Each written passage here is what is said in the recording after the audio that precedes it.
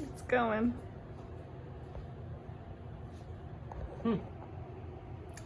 Look at that. Beat you in chess with my superior intellect. He accidentally won. No! That is not true. I would like to say for the record, this is the first time he's ever beat me at chess, okay? Normally, I'm the winner. But he was the winner this time. Do you feel good about yourself? So good. You should. I feel terrible. I wanted to win. Yes. This is so sad.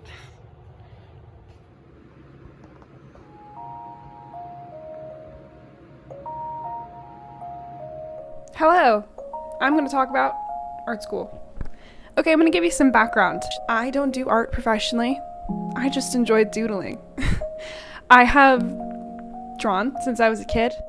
Whether that be with pencils or pens or a paintbrush or you can't draw with a paintbrush, but you know what I'm saying. I have been creating things since I was a kid. I have never had art classes until college, so I didn't take any art classes in high school and middle school.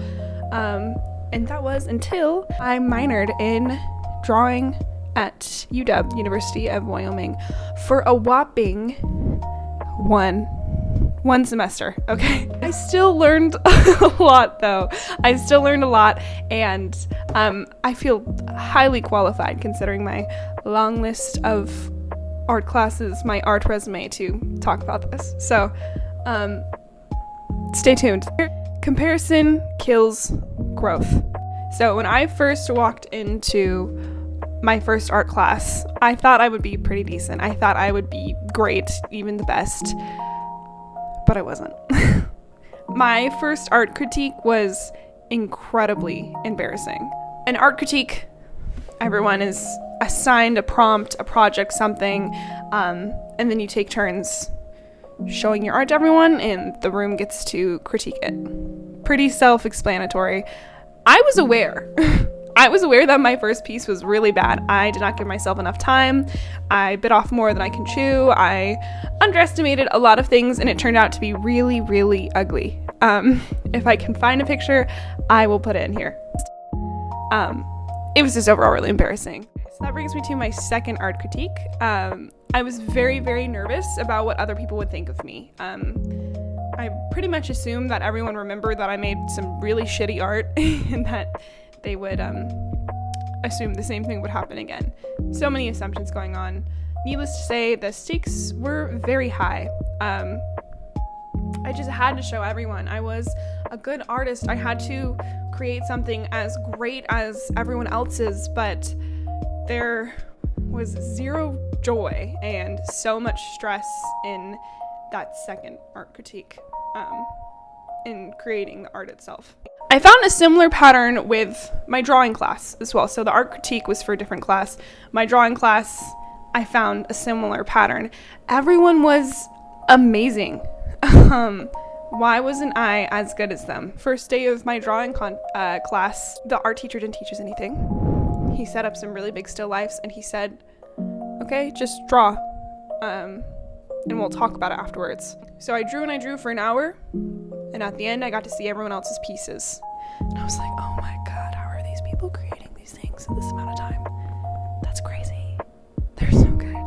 Please don't look at mine. Midway through the semester, I had a breakthrough. Woo! I had a breakthrough in my own art. I don't remember a specific time, but I do remember the mindset. I was comparing some art I had made midway through the semester to where I first began. And I realized there was so much progress. I was creating amazing things that I never thought I could before.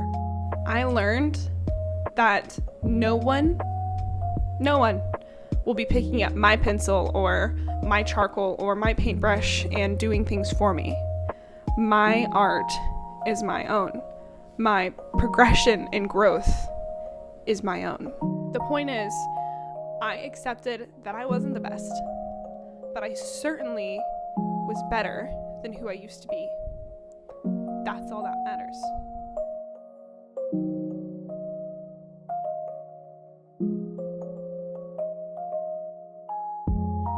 here comparison kills growth. The only person you should be comparing yourself to is yourself. Look, I know it's cliche, but it's so true. Hi, this is me editing. This is editing me. Oh my god, I look like I've come straight out of a horror movie with like this lighting. I can't tell which one's better. Oh yeah, and say hi to Maya.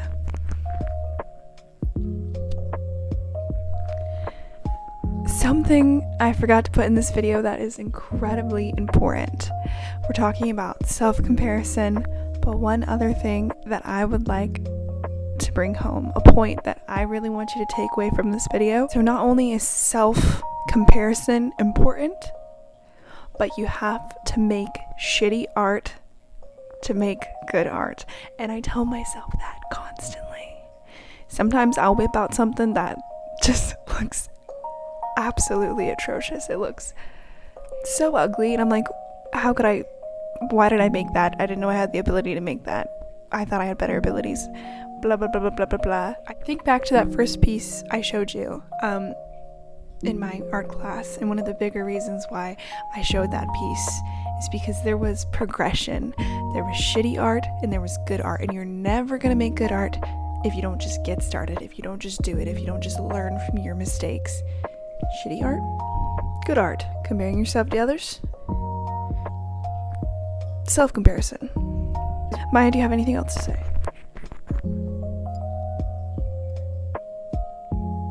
Cool. On that note, here is something that I'm working on. I struggle with valuing hard work and patience over instant gratification. I think everyone who creates things, one of the best feelings in the world is making something that you find beautiful, that you find interesting, that whatever it is, you have made something and you're proud of it. That's like so cool. And you get to show other people, you get to see their reaction. You're so proud of yourself. There's creation and then there's pride. And I'm addicted to that feeling. I'm addicted to creating something beautiful and sharing with others how I see the world. I think that's awesome. However, that gratification can be abused. The other day, I woke up and I just had the urge to draw, which was fantastic. And I drew and I drew and I drew and I drew for about 6 hours. I was working on like one comic strip. It normally doesn't take me that long. It was just on Procreate, and digital art is still not my friend, but I was trying. I produced a comic that looked fine, but it wasn't something that I was necessarily like, oh my god, I'm so proud of this, like, yes. It was more like, cool, I made this. And you can kind of see the progression of the comic and how it kind of lessens in quality. Anyway, a couple of hours later, after I had posted it to my tiny, cute little art Instagram, I took it down because I wasn't proud of it. I kept looking at it, I kept feeling upset with it, and it was very annoying because I put that much prolonged time into one piece. I regretted sharing something that I know I could have done better on. And I think that's why I need to start valuing patience and understanding that I can always come back to it. It doesn't have to end or finish in one day where it's this overabundance, 6 hours, work, and then, oh my god, I'm done. I want to work on a piece that takes longer, that takes days and weeks and months or even years. Creating something you are proud of is addicting, but there is so much regret in sharing something you knew you could have done better on. I've gone to a couple of art museums, and some of the most beautiful pieces I've seen have taken years to complete, and that is a goal I'm reaching for. Okay, I think the final thing I would like to talk about, I am not a crazy good artist. I just enjoy making things and sharing them and talking about them. I'm not that good. Well, okay, so like I am good. I don't know. I'm not professionally doing this. I just like it.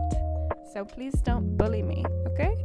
Cool. That's my rant on art. I hope you enjoy listening to me. I'm also going to insert some clips of me making butternut squash soup. It was really fun to make. Actually, I take that back. It wasn't fun to make. I had to chop it up into a million tiny little pieces, and butternut squash is very, very hard to cut, okay? So, or maybe it'll be after this? Yeah. Do you have anything to say? Cool. Okay. Bye. Okay, this may not look like much, but I am making some delicious butternut squash soup. It's fall, and it's soup time. I'll do a transition.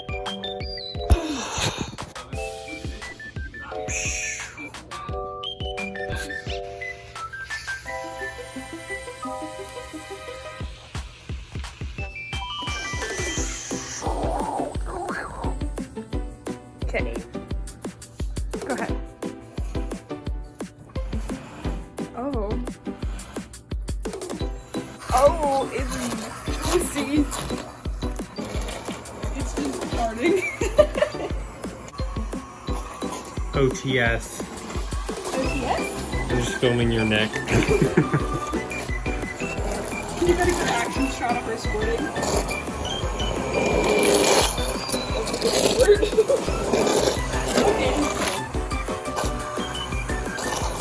It doesn't look very aesthetic. Oh, mate, syrup. Yeah.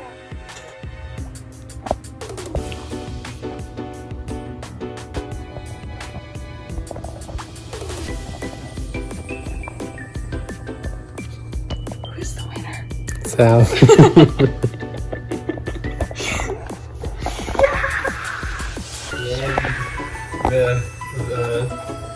The one time he won, I had to beat him and show him his place.